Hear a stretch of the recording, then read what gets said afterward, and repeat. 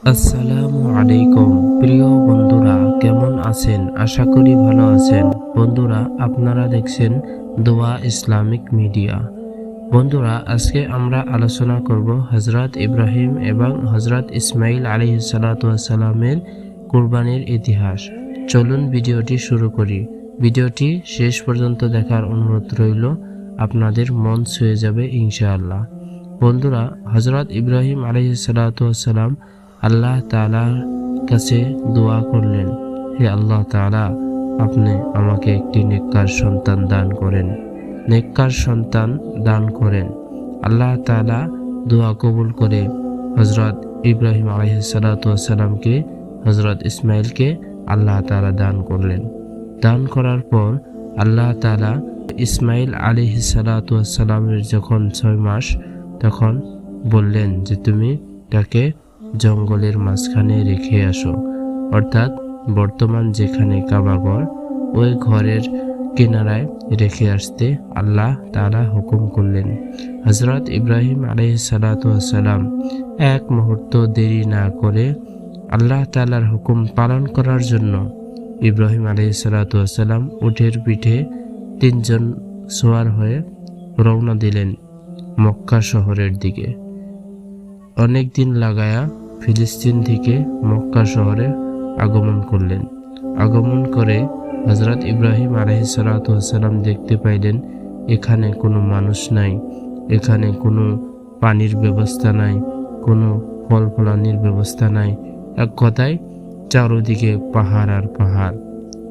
আল্লাহ তাআলার কাছে জিজ্ঞাসা করলেন, হে আল্লাহ তাআলা, অন্য জায়গায় রেখে আসলে কি হয় না?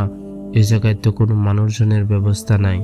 আল্লাহ তাআলা বললেন যে না, এখানেই রাখতে হবে, এখানেই নামায় দাও। হযরত ইব্রাহিম আলাইহিসসালাম এবং আম্মাজান হাজরা আলাইহিসসালাম এবং ইসমাইল, এই দুইজনকে নামায়া হযরত ইব্রাহিম আলাইহিসসালাম রওনা করলেন তার বাড়ির দিকে। হযরত হাজরা আলাইহিসসালাম বলতেছেন যে স্বামী, এই জায়গায় রেখে যাইতেছেন, পানিও নাই, কোনো কিছুই নাই, এখানে কি আপনার সিদ্ধান্তই রেখে যাইতেছেন না আল্লাহর সিদ্ধান্তই রেখে যাইতেছেন? হযরত ইব্রাহিম আলাইহিসসালাম বলতেছেন যে এখানে রাখার সিদ্ধান্ত একমাত্র আল্লাহ তাআলার। এই কথা বলে হযরত ইব্রাহিম আলাইহিসসালাম বাড়ির দিকে রওনা হইলেন।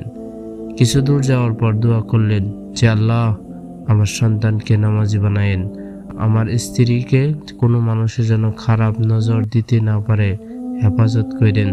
এই জায়গায় গাছগাছালির ব্যবস্থা করে দিয়েন, ফল ফলানির ব্যবস্থা করে দিয়েন, মানুষের ব্যবস্থা করে দিয়েন।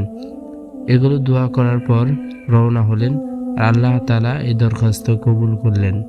বন্ধুরা, হযরত ইব্রাহিম আলাইহিসসালাম 4 বছর পর যখন ইসমাইলের বয়স 4 বছর হলো, তখন আল্লাহ তাআলা হুকুম করলেন যে যাও ইসমাইলকে দেখে আসো। তিনি ফিলিস্তিন থেকে আবার মক্কা শহরে এসে হযরত ইসমাইল আলাইহিসসালামকে দেখলেন। দেখে উটের থেকে নামলেন না, ওইভাবেই আল্লাহ তাআলা বললেন যে নামা যাবে না, তুমি খুব দ্রুত বাড়ির দিকে রওনা হও। এবার এইভাবে করে করে 2 বার আসলেন। আবার 8 বছর বয়সে আল্লাহ তাআলার হুকুমে ইসমাইলকে দেখার জন্য আসলেন, কিন্তু তিনি আর ওইখানে এক মুহূর্ত রইলেন না। যেহেতু আল্লাহ তাআলার হুকুম, এখানে থাকা যাবে না, তুমি আবার বাড়ির দিকে রওনা হও। এবার যখন ইসমাইল আলাইহিসসালামের 12 বছর বয়স হলো, তখন আবার আল্লাহ তাআলা বলতেছেন যে হে ইব্রাহিম, তুমি তোমার সন্তানকে দেখতে যাও। এই কথা বলার পর হযরত ইব্রাহিম আলাইহিসসালাম ইসমাইলকে দেখার জন্য প্রস্তুতি নিয়ে রওনা শুরু করলেন। এর আগে আল্লাহ তাআলা দেখাইলেন যে হে ইব্রাহিম, তুমি তোমার জীবনের সবচাইতে প্রিয় বস্তুটা আমি আল্লাহর রাস্তায় কুরবানি করো। এটা একে একে 3 দিন দেখাইলেন। দেখানোর পর বুঝে ফেললেন যে হযরত ইসমাইল আলাইহিসসালামকে কুরবানি দিতে বলছেন আল্লাহ তাআলা।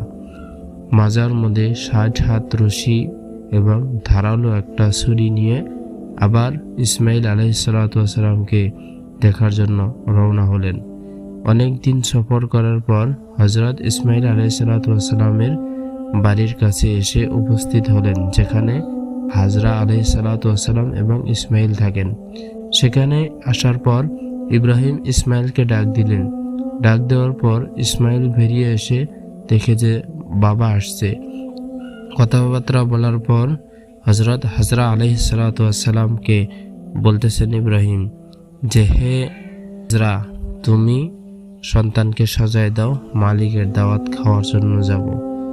এইবার মালিকের দাওয়াত খাওয়ার কথা বলে হযরত ইসমাইল আলাইহিসসালামকে সাজায়া পরায়া এবার আল্লাহ তাআলার হুকুম পালন করার জন্য রওনা হলেন।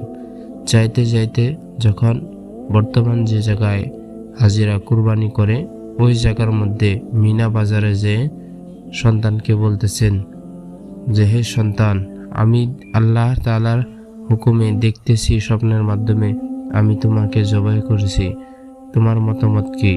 সন্তান বলতেছেন, ইয়া আবাতি ফাআল মা তুমার সাতাজিদুনি ইনশাআল্লাহু মিনাস সাবিরিন।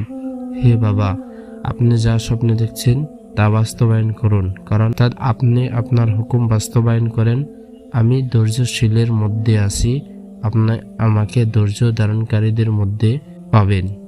এই কথা বলার পর হযরত ইসমাইল আরো বলতেছেন যে, আপনি আমার হাত পাও বেঁধে নেন, কারণ জবাই করার সময় যদি আমার হাত পায়ে নড়াচড়া হয়, আপনার শরীরে যদি লাগে তাহলে বেদবি হইয়া যাবে।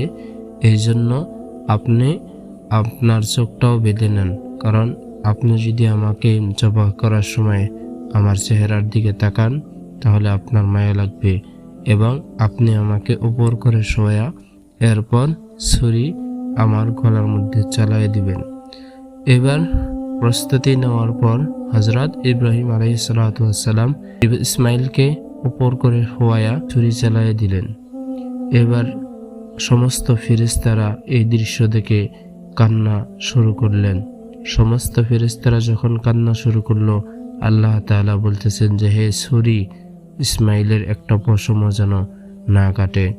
আল্লাহ তাআলা বলতেছেন যে, হে জিবরাইল, জান্নাত থেকে একটা দুম্বা নিয়ে হযরত ইব্রাহিম আলাইহিসসালামের ছুরির মাঝখানে দাও এবং ইসমাইলকে সরাইয়া দাও।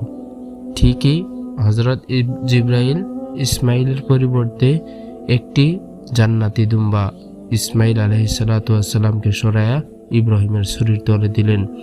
এবার জবাই হয়ে গেল, হাতে রক্ত লাগলো।